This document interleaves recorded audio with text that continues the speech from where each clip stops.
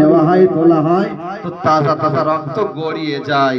যেমন মাওলা হুসাইন ইবনে আলী যখন শহীদ হয়েছিলেন, আপনারা বারবার শুনে থাকেন যে আসমান কেঁদেছে, আসমান লাল হয়ে গিয়েছিল, তাই তো রক্তের অশ্রু বলা হয়। এবং জমিনের থেকে বলছে পাথর সরালে, পাথর ওঠালে তাজা তাজা রক্ত 40 দিন পর্যন্ত এমন ঘটনা ঘটেছে বা দেখা গিয়েছে, তাজা তাজা রক্ত গড়িয়ে যেত যখনই কোনো জায়গা থেকে সেখানে পাথর তোলা হয়েছে।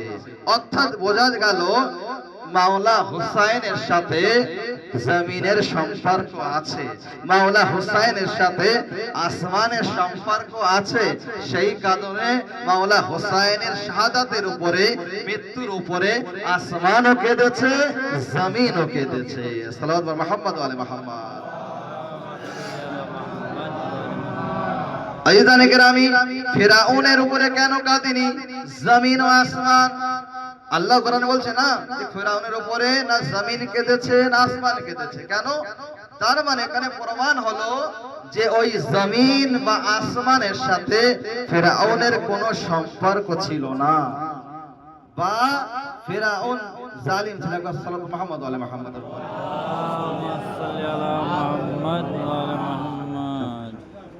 আমাদের বলেন নারায়ে সালাওয়াত।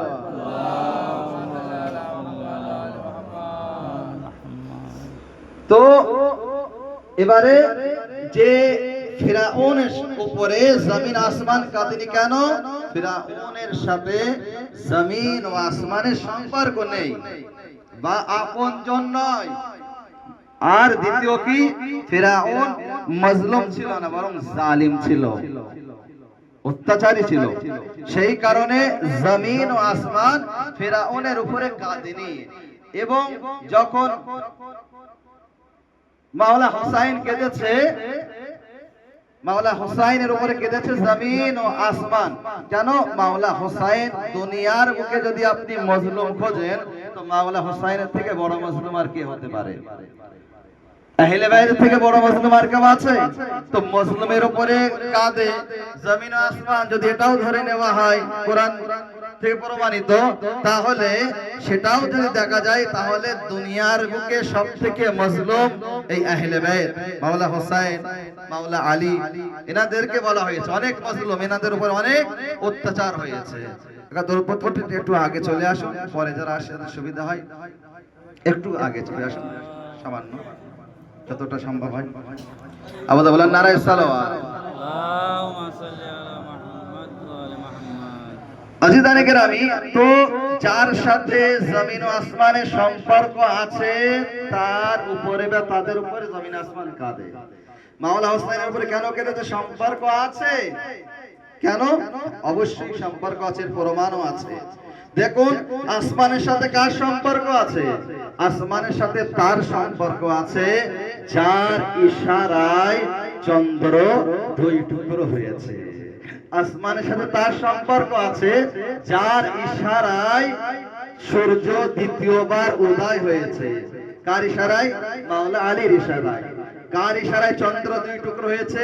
আল্লাহর নবী মুহাম্মদ মুস্তাফার ইশারায় চন্দ্র 2 টুকরো করেছিল। কেমন ভাবে? যখন তাকে বলা হলো যে যদি তুমি নবী হয়ে থাকো, তাহলে ওই চন্দ্রকে 2 টুকরো করে দেখাও। যদি নবী হয়ে থাকো। কারা বলেছিল? আবু জাহেল বলেছিল। যখন শহীদ আবু তালিব থেকে আল্লাহর নবী যখন আসলেন মক্কায় কাবার সামনে, যদি আপনি আল্লাহর নবী হয়ে থাকেন, তাহলে চন্দ্রকে 2 টুকরো করে দেখাও। প্রসঙ্গ এসে গেছে, বয়ান করি। গতদিন আল্লাহর নবীর ফজিলত বয়ান করছিলাম, তো সেখানে বয়ান করেছিলাম। আমার বক্তারা বাসিন্দান হয়তো পূরণ হতে পারে এটা, তো বয়ান করি এটা। কখন আবু জাহেল বলেছিল? দিনের বেলা। দিনের বেলা বলেছিল চন্দ্রকে 2 টুকরো করতে হবে। বলে তো দিল, কিন্তু আল্লাহর নবীর জন্য কতটা কঠিন ছিল। দিনের বেলা চন্দ্রকে 2 টুকরো করা যায়, কতগুলি কাজ করতে হবে। প্রথমে সূর্যকে ডোবাতে হবে, দুনিয়ার সমস্ত আলোকে নেভাতে হবে, আটকাতে হবে, তাই তো?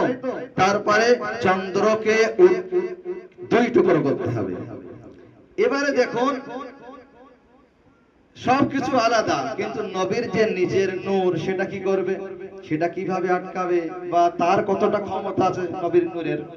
নবীর নূরের বিষয় পাওয়া যায় উম্মুল মুমিনিন মা আয়েশা থেকে বর্ণিত রিওয়ায়েত আছে। কি রিওয়ায়েত? যখন কখনো সুই হারিয়ে যেত, আমি আল্লাহর নবীর রাত্রে বাড়িতে আসার অপেক্ষায় থাকতাম, কখন আল্লাহর নবী বাড়িতে আসবে, নবীর কপাল থেকে চেহারা দিয়ে নূর বার হবে, তা দিয়ে সুই খুঁজবো।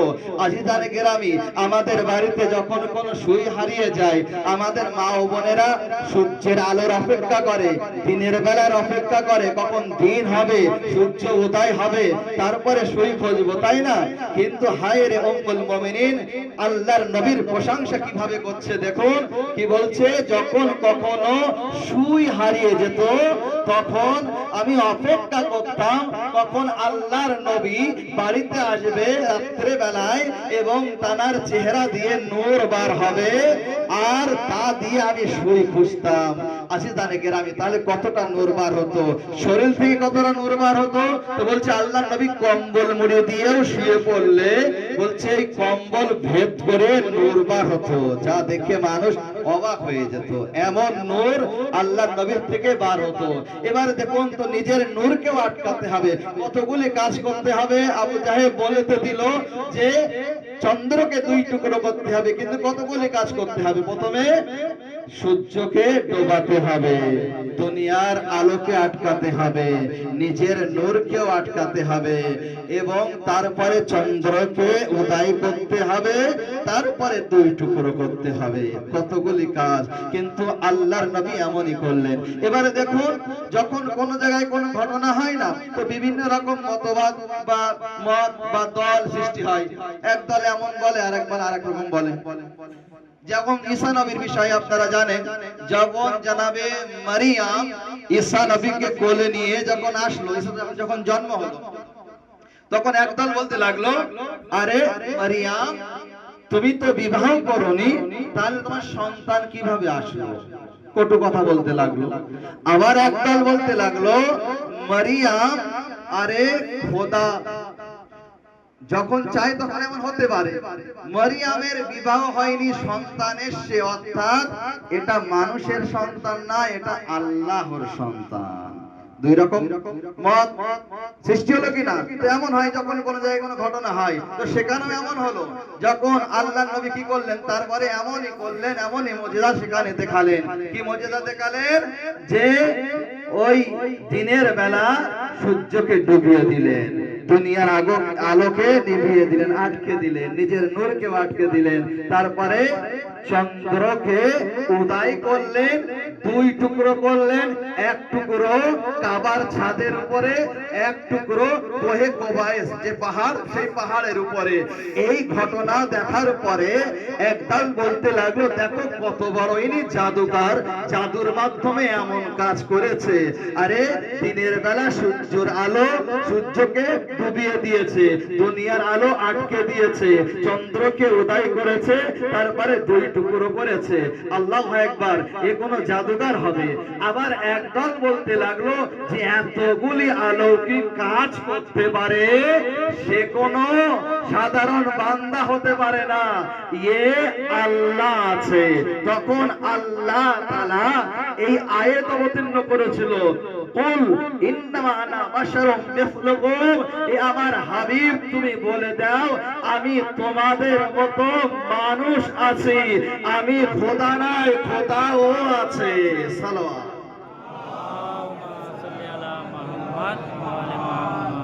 ইউহা ইলাইয়া, আমার উপরে ওহী অবতীর্ণ হয়, ওয়া ইন্নামা ইলাহুকুম ইলাহু ওয়াহিদ, আর তোমাদের খোদা কে আছে? ও আছে, অর্থাৎ আমি নয়। তো চন্দ্রকে দু টুকরো কে করেছে? আল্লাহর নবী করেছে। মাওলা আলী সূর্যকে দ্বিতীয়বার আবার উদয় করেছিলেন। তারপরে মা ফাতেমা জাহরার বিবাহের যখন বিভিন্ন দিক থেকে প্রস্তাব আসতে লাগলো, আল্লাহর নবী কি বললেন? যে ওই তারা আসবে, যার বাড়িতে তারা নামবে, তার সাথে ফাতেমার বিবাহ হবে। আজিজানে কেরামি, যখন তারা চললো, পুরো মদিনাবাসীর খেয়াল কোথায়? সেই তারার দিকে। তারা কোথায় এসে নামলো? আমার আপনার মাওলা আলী ইবনে আবি তালিব আলাইহিস সালামের দরজায় এসে নামলো। আজিজানে কেরামি, যে চন্দ্রকে দুই টুকরো করে, আরে যারা সূর্যকে উদয় করে, যাদের দরওয়াজায় আরে তারা এসে নামে, তাদের সাথেই তো আসমানের সম্পর্ক আছে। তো সেই আল্লাহর নাতি, আল্লাহর নবীর নাতি তো হোসাইন আছে, সেই শেরে খোদা আলীর ছেলে তো মাওলা হোসাইন আছে। এই কারণে যখন মাওলা হোসাইন শহীদ হলেন, আসমান কেঁদেছে। সালাওয়াত।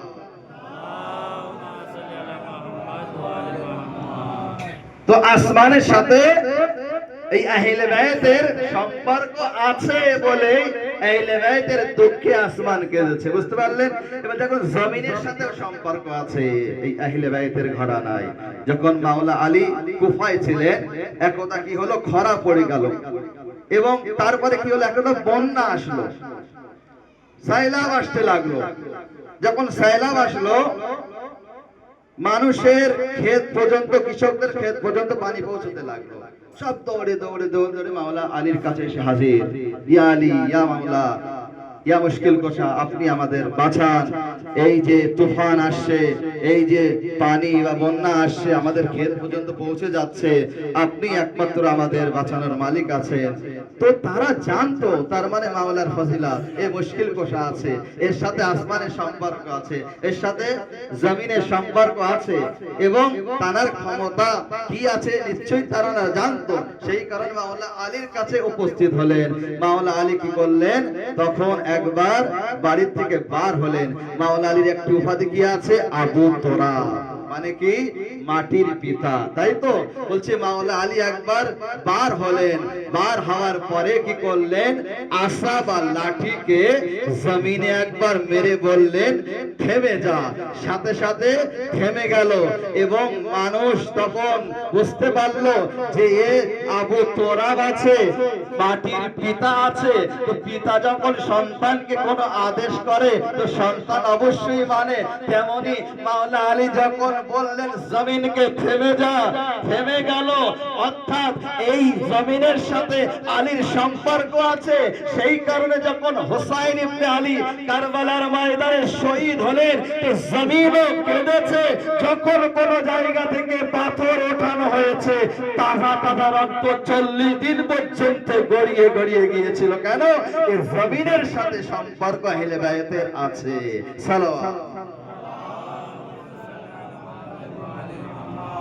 আসিদানে কেরামি, তাহলে বুঝতে হবে এই আহলে বাইতের মর্যাদা, আহলে বাইতের সম্মান, এদের সাথে জমিনের কেমন সম্পর্ক, আসমানের কেমন সম্পর্ক।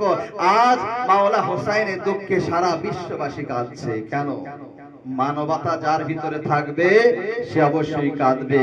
যে মাওলা হোসাইনকে আপন ভাববে সে অবশ্যই কাঁদবে, কারণ আপন জনের দুঃখেই তো আপন জন কাঁদে, তাই না? আসিদানে কেরামি, তাহলে হোসাইন, মাওলা হোসাইনের ফজিলত কি একবার দেখুন। কেনই বা হোসাইনের উপরে জমিন আসমান কাঁদবে না, বিশ্ববাসী কেন কাঁদবে না? আজিজো, মাওলা হোসাইনের ফজিলত দেখুন, যে আল্লাহর নবী কি করছেন? যখন আল্লাহর নবী মসজিদে যখন খুতবা দিচ্ছিলেন মেম্বারে বসে, আপনারা জুম্মার নামাজ পড়ে এসেছেন, তো খুতবা দিচ্ছিল, যখন মাওলা হোসাইন যখন প্রবেশ করলেন, আল্লাহর নবী খুতবা দিচ্ছিলেন, হঠাৎ কি হলো? নিজের কাপড়ে বেঁধে যখন হোসাইন পড়ে যাচ্ছে, তখন কি করলেন? আল্লাহর নবী মেম্বারকে ছেড়ে দিলেন। মেম্বারকে ছেড়ে দিয়ে হোসাইনকে এসে উঠাতে লাগলেন। আজিজানে কেরামি, কতটা গুরুত্বপূর্ণ মাওলা হোসাইন ইবনে আলী, তার ফজিলত, তার মর্যাদা এখান থেকে দেখলে বোঝা যায়। আমরা যদি কোনো আলিমে দ্বীন, কোনো মাওলানা যদি মসজিদে যদি কোনো খুতবা দেয়, আমাদের সন্তান যদি পড়ে যায়, আমরা যদি সেই মেম্বার ছেড়ে বা খুতবার স্থান ছেড়ে গিয়ে যদি নিজের সন্তানকে উঠাতে যায়, তাহলে সবাই কি বলবে? মাওলানা কেমন ব্যক্তি আছে। আরে খুতবা দিতে দিতে কোন সময় সে সামনে চলে আসে, এ কোন মাওলানা হলো? এ কোন খুতবার মর্যাদা জানে? কিন্তু হায় রে, আল্লাহর নবী বোঝাচ্ছে, এখান থেকে বুঝতে হবে তাহলে হোসাইন কোন সাধারণ ব্যক্তি নয়। আচ্ছা সেখানে কি সবাইকে মুনাফিক ছিল? সবাই তো ছিল না, মুমিনও ছিল, আবু যার, মিকদাদ এনারাও তো ছিল। তাদেরকে তো বলতে পারতেন আল্লাহর নবী নিজের সাহাবীদেরকে যাও হোসাইনকে ওঠাও, কিন্তু মাওলা হোসাইনের জন্য কাউকে বললেন না, নিজেই নেমে গেলেন, গিয়ে সাহারা দিলেন। এখন ইমামত ছোট আছে, ইমামত পড়ে যাবে তো নবুয়ত এসে সাহারা দেবে। একবার সাল্লাল্লাহু মুহাম্মদ ওয়া আলি মুহাম্মাদের উপরে।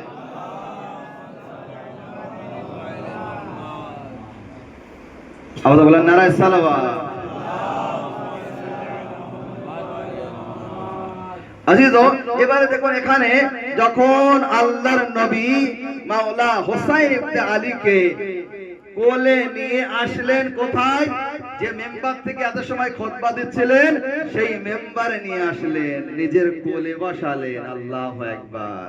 এমন যদি কোনো মাওলানা করে আজকের যুগে, সেই মসজিদ থেকে তাকে তাড়িয়ে দেওয়া হবে কিনা? কিন্তু একবার মাওলা হোসেনের মর্যাদাকে দেখুন, কি করলেন?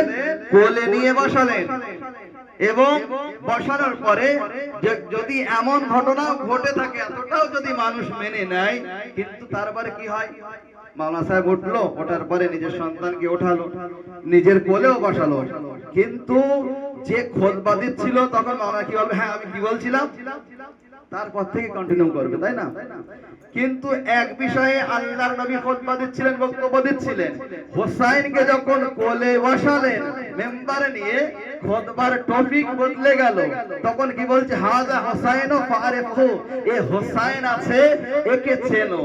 আজিজানে কেরামি, অর্থাৎ এখানে আরেকটা জিনিস বুঝতে হবে, আল্লাহর নবী কি বোঝাতে চাইছে এখানে? কি নানা নাতির সম্পর্ক বোঝাতে চাইছে? না জিজো, এখানে নানা নাতির সম্পর্ক নয়। হাযা হোসাইন ফারিফু, হোসাইন আছে, একে চেনো। এর সাথে সম্পর্ক কেমন আছে? যেমন আমি নবী আছি এবং আল্লাহর তরফ থেকে এসেছি, হোসাইন ইমাম আছে, আল্লাহর তরফ থেকে এসেছে। আমি মাসুম আছি, নিষ্পাপ আছি, তো হোসাইনও মাসুম বা নিষ্পাপ আছে। আমি নূরের সৃষ্টি আছি, হোসাইনও নূরের সৃষ্টি আছে। আমার মধ্যে যে সুজাত বা বাহাদুরি আছে, এই হোসাইনের মধ্যেও সেই সুজাত বা বাহাদুরি আছে। আমার মধ্যে যে সাখাওয়াত আছে, যে দালশীলতা আছে, যে দয়া আছে, যে মায়া আছে, তা এই হোসাইনের ভিতরেও আছে। এবং আমার ভিতরে যে কারামাত আছে, তা হোসাইনের ভিতরেও আছে। অর্থাৎ হে আমার সাহাবীরা, হে বিশ্ববাসী, তোমরা জেনে নাও, আরে হাযা হোসাইন ফারিফুহু, আরে আমি এই ইসলামকে প্রচার করার জন্য এসেছি, এই হোসাইন ইসলামকে বাঁচানোর জন্য এসেছে। সালাওয়াত।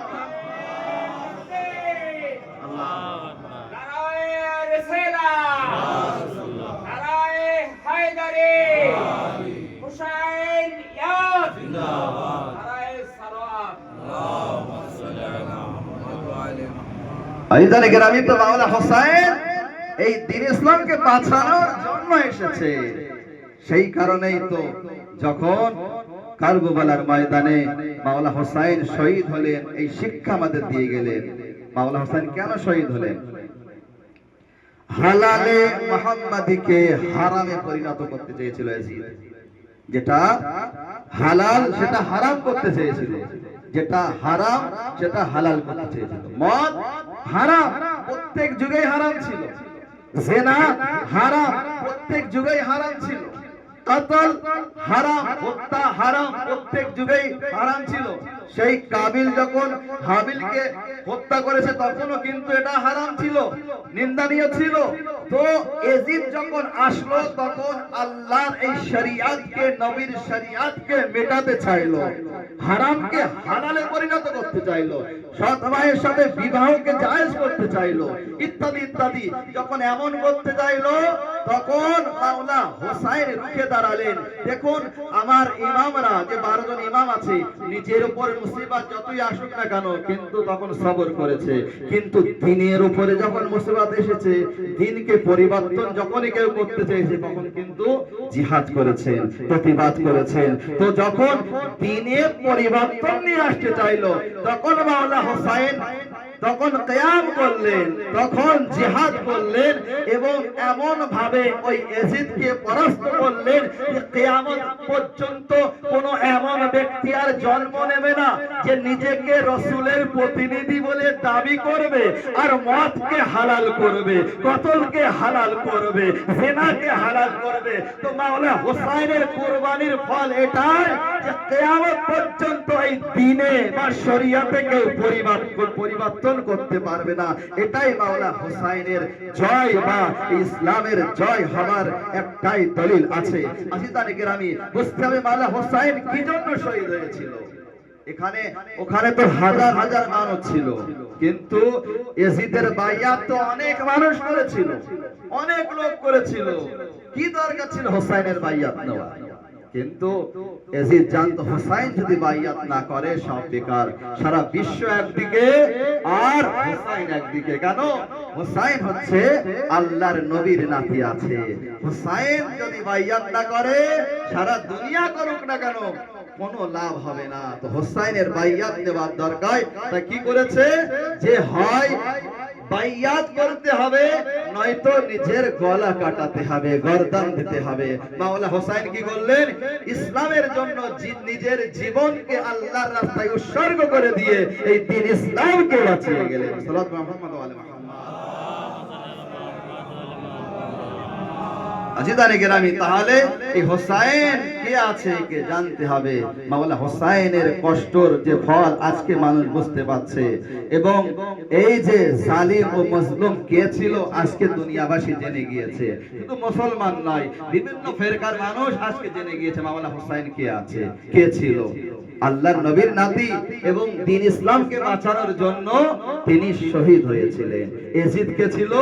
সে জালিম ছিল, বাদশা। কেমন বাদশা? জালিম বাদশা। সে হালালকে হারাম করতে চেয়েছিল, হারামকে হালাল করতে চেয়েছিল। কিন্তু মাওলা হোসাইন তিনি প্রতিবাদ করে, জিহাদ করে, নিজের জীবনকে দিয়ে এই ইসলামকে বাঁচিয়েছেন। সেই কারণে আজকে দুনিয়াবাসী মাওলা হোসাইনকে স্মরণ করছে। এই যে মাওলা হোসাইনের উপরে যে কাঁদে বলছিলাম, জমিন ও আসমান পর্যন্ত কেঁদেছে, কেনই কাঁদবে না? এমন শাহাদাত দুনিয়ায় আর কে পেশ করেছে? দুনিয়ার বুকে এমন কোরবানি কে পেশ করেছে? আমরা জানাবে ইব্রাহিম ও ইসমাইলের সেই ঘটনাকে এখনো স্মরণ করি, এখন আমরা স্মরণ করি। ঈদে কোরবান, ঈদে জুহা পালন করি কিনা? ছুরি গলায় চালিয়েছিল ইব্রাহিম নবী, কিন্তু ইসমাইল নবী শহীদ মারা যান, আল্লাহ ফিরিয়ে দিয়েছে। বুঝতে পারছেন? কিন্তু মাওলা হোসাইন, এবং তখন কি বলেছিল যে একটি বড় কুরবানিতে এটা পরিবর্তন করে দিলাম এই কুরবানি। সেই বড় কুরবানি কি আছে? মাওলা হোসাইনের কুরবানি আছে। জানে গেরামি, মাওলা হোসাইনের জন্য সারা দুনিয়া কাঁদে, আল্লাহর নবী কেঁদেছে। বুখারী শরীফের ভিতরে আছে, যখন 10ই মুহররম 61 হিজরি জানাবে উম্মে সালমা আল্লাহর নবীর স্ত্রী বাড়িতে ঘুমিয়েছিলেন, হঠাৎ স্বপ্নে আল্লাহর নবী আসে। কি অবস্থায়? মাথায় ধুলোবালি, মাথার চুল এলোমেলো, অস্থির, এমন অবস্থায় এসে হাজির। উম্মে সালমা, তুমি ঘুমিয়ে আছো? যখন এমন অবস্থায় দেখলো উম্মে সালমা যে আল্লাহর নবীর চুল এলোমেলো হয়ে আছে, ধুলোবালি মুখে মাথায় আছে, তখন বলতে লাগলো, উম্মে সালমা আপনি কোথা থেকে আসছেন? আল্লাহর নবী বললেন কি, আমি কারবালার ময়দান থেকে আসছি। কারবালার ময়দানে আমার লাল হোসাইনকে তাড়পে তাড়পে জবাই করেছে। আসাতারানে মাসলামে কারবালা, দুনিয়াবাসী কাঁদে মাওলা হোসাইনের উপরে। ব্যাস, আলবিদা মজলিস। জানি না আগামী বছর আবার এই মুহররম মাস আমাদের নসিব হবে কি, এর কোনো গ্যারান্টি নেই, কোনো গ্যারান্টি নেই। কত মানুষ গত বছরে ছিল, এবছরে আমাদের মধ্যে নেই। আজিজো, তাই শেষ মজলিস মনে করে ওলামায়ে কেরামরা বলছেন, যখন এই মজলিস শুনবে মনে করবে এটা আমার জীবনের শেষ মজলিস। আল্লাহ আবার তৌফিক দেবে কিনা কোনো গ্যারান্টি নাই। আসাদারো যখন আহলে হারামের কাফেলা কারবালায় যে নারীরা বেঁচে ছিল, সেখান থেকে 1 বছর কারাগারে রাখা ছিল। কারাগার থেকে যখন শামের কারাগার থেকে যখন আজাদ করে দেওয়া হলো, তখন তারা কোথায় গেলেন? সেই কারবালার ময়দানে। সেখানে 3 দিন আজাদারি করলেন। জনাবে জাইনাব কি বলেছিলেন? বেটা সাজ্জাদ, আমরা কারবালায় যেতে চাই, আমার ভাইয়ের 40 করার জন্য সেখানে যাব, জিয়ারত করতে যাব। এবং তারপরে 3 দিন সেখানে মাতম করলেন, ক্রন্দন করলেন, ভাইয়ের উপরে অস্ত্র ঝরালেন। সেখান থেকে এবারে মদিনার দিকে আসছে। যখন মদিনার কাছাকাছি যখন এসে গেল না, মদিনার দেওয়াল যখন দেখা গেল, তখন একবার জানাবে কুলসুম বলতে লাগলো, মদিনা তো জানতে না, লা তাকবালিনা, হে আমার নানার মদিনা, তুমি আমাদের কবুল করো না। জানাবে জাইনাব বললে, বেটা সাজ্জাদ, একজনই বেঁচে ছিলেন না, মাওলা হুসাইনের এক সন্তান, বিমার ইমাম। বেটা সাজ্জাদ, আমরা এই মদিনায় আর যেতে চাই না, এখানে খেমা লাগানো হোক, এখানে আমরা থাকবো, সারা জীবন এখানে কাটিয়ে দেব, মদিনায় কি মুখ নিয়ে ফিরে যাব। পুরো ভরা ঘর বিরান হয়ে গিয়েছে। হুসাইন নেই, আলী আকবর নেই, আব্বাস নেই, কাসিম নেই, আনো মোহাম্মদ নেই, কেউ নেই। আমি কি মুখ নিয়ে ফিরে যাব ওই মদিনায়? আজাদারানে মুসলিমে কারবালা সাইয়েদে সাজ্জাদ জোর করলেন না। ফুফি আম্মাকে কতটা সম্মান করতেন, যখন যে কথা বলেছে মেনে নিয়েছে। একবার সাইয়েদে সাজ্জাদ ভাবলেন হয়তো যে আমি বললে হয়তো শুনবে কিনা, যদি বাড়ির বড়রা এসে যদি বলে তাহলে হয়তো শুনবে, মানা করতে পারবে না। একবার বাশিরকে পাঠালো, যাও মদিনায় গিয়ে সংবাদ দাও যে হুসাইনি কাফেলা ফিরে এসেছে, আর কিছু বলার দরকার নেই। একবার যখন বাশির যে সংবাদদাতা যখন মদিনায় ফিরে এসে আওয়াজ দিচ্ছে, একটি আলম নিয়ে আসার পরে আওয়াজ দিচ্ছে, আরে মদিনাবাসী, হুসাইনি কাফেলা ফিরে এসেছে, হুসাইনি কাফেলা ফিরে এসেছে।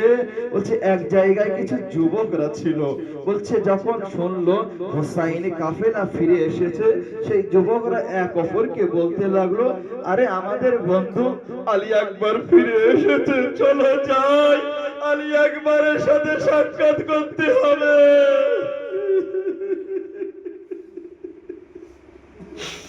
আজাদারে মুসলিমে কারবালা একবার আগে বাড়লেন বশির, এবং যখন সেই বানি হাশিমের মহল্লায় গেল, গিয়ে আওয়াজ দিচ্ছে, হে মদিনাবাসী, হুসাইনি কাফেলা ফিরে এসেছে। বলছে একবার আওয়াজ দেওয়ার সাথে সাথে না, বলছে বানি হাশিমের মহল্লার একটা দরজার সাথে সাথে খুললো, যেন রেডি হয়েছিল কখন সংবাদ আসবে। সে কে নিশ্চয়ই বুঝতে পেরেছে। বলছে সেই বাচ্চি বার হলো এবং নিজের চাচাকে বলতে লাগলো, মোহাম্মদ হানাফিয়াকে বলতে লাগলো, চাচা, আরে বাবার কাফেলা ফিরে এসেছে।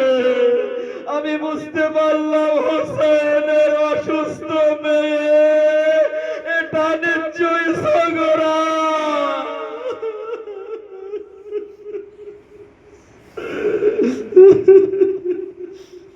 আজাদারানে মুসলিমে কারবালা এরপরে আবার আওয়াজ দিলেন, হে মদিনাবাসী, হুসাইনি কাফেলা ফিরে এসেছে, হুসাইনি কাফেলা ফিরে এসেছে। দ্বিতীয়বার যখন আওয়াজ দিলেন না, কি অনুভব করলো? একটা ছোট বাচ্চা হাঁটুতে হাত দিয়ে যেন পা নাড়া দিয়ে দিয়ে বলছে, ডাকছে যেন। একবার আমি তার দিকে ফিরলাম, তখন সে বলতে লাগলো, আরে আমার বাবার আলম আপনার কাছে কেন? আমি বললাম, বেটা তুমি কে আছো? বলছে, আমার বাবা আব্বাসে আলম না।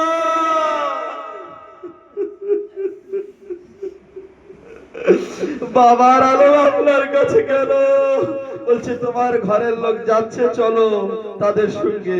আচ্ছা, দাঁড়ানে মুসলিমে কারবালা একবার মোহাম্মদে হানাফিয়া, উম্মে সালমা, উম্মুল বানিন, আব্বাসী আব্বাসের মা সবাই চলতে লাগলো।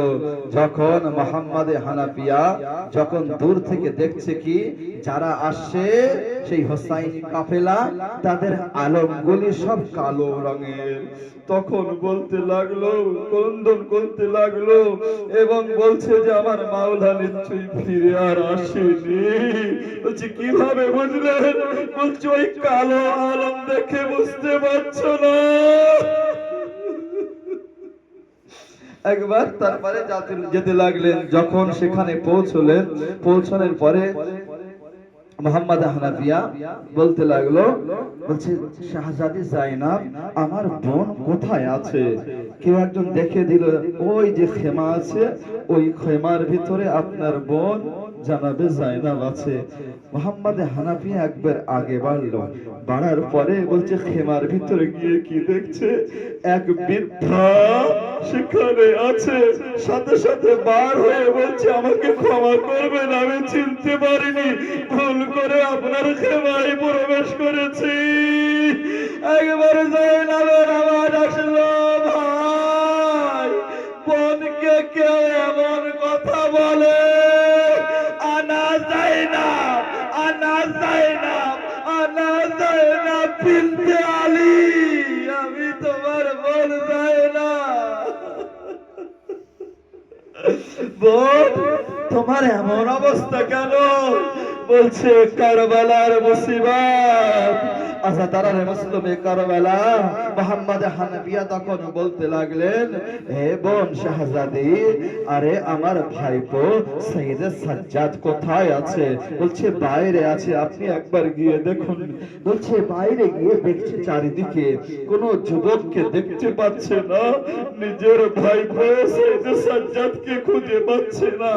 একজনকে দেখতে পেল, 70-75 বছরের এক বৃদ্ধ, চুল সাদা, দাড়ি সাদা, আমার চুল সাদা, কোমর ঝুঁকে আছে।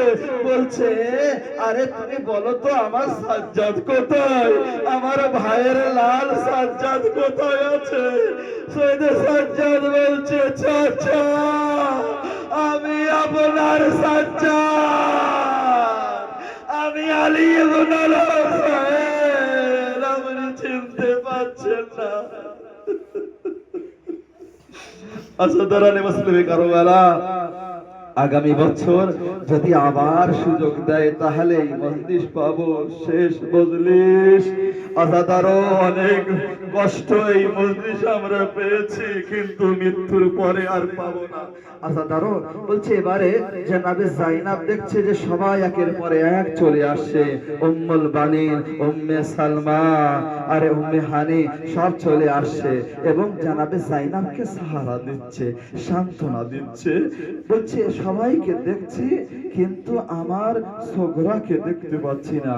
হঠাৎ কি দেখলাম, সোগরা এদিক থেকে ওদিকে যাচ্ছে, এদিক থেকে এদিকে, কখনো রবাবের কাছে গিয়ে করে দেখছে, কখনো উম্মে লাইলার কোলে গিয়ে ঝুঁকে দেখছে, কখনো উম্মে ফরওয়ার কোলে গিয়ে ঝুঁকে দেখছে, কখনো ফিজার কোলে গিয়ে দেখছে। একবার জিজ্ঞাসা করা হলো, আরে সোগরা তুমি কি করছো? তখন বলছে, আমি জানি কেউ ফিরে আসেনি, কিন্তু আমার 6 মাসের ভাই আলী আজগার তো এসেছে, আমি তাকে খুঁজছি। জাইলা বলছে, বেটি সোগরা, আমি তোমায় কি বলবো,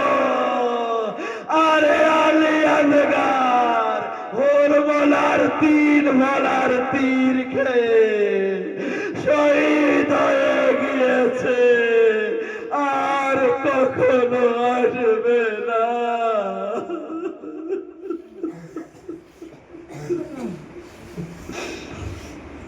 ইন্না লিল্লাহি ওয়া ইন্না ইলাইহি